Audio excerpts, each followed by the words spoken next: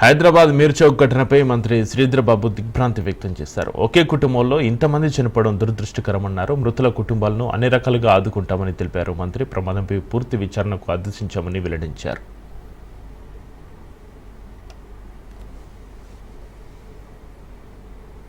చిన్నారులు కూడా చనిపోవడం అనేది చాలా బాధాకరం. కుటుంబ సభ్యుల ఆవేదన, వారి సంబంధించి కొన్ని అంశాలు మనం చెప్పడం జరిగింది.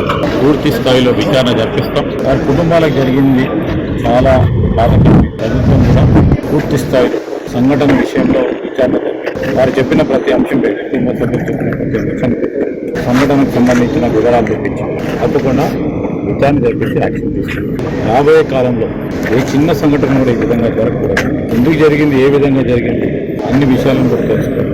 సంఘటన విషయంలో సంఘటన జరిగిన తర్వాత కూడా అంశం కుటుంబ సభ్యులు చెప్పిన ప్రతి అంశంపై కూడా విచారణ జరిపి తప్పకుండా ఫైర్ అధికారులందరూ 6 గంటలకు కలిసి 6:15 వచ్చిందని చెప్తా ఉన్నారు.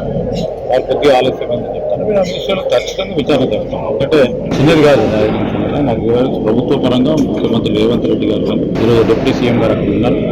హాస్పిటల్లో సంఘటన దర్శిస్తారు. బాధ్యత పరంగా ప్రభుత్వం తన పరిధిలో కుటుంబ సభ్యులను ఏ విధంగా ఆదుకోవాలంటే సరే చనిపోయిన కుటుంబం వారికి ఏదో ఎవరు కూడా తీర్చలేదు.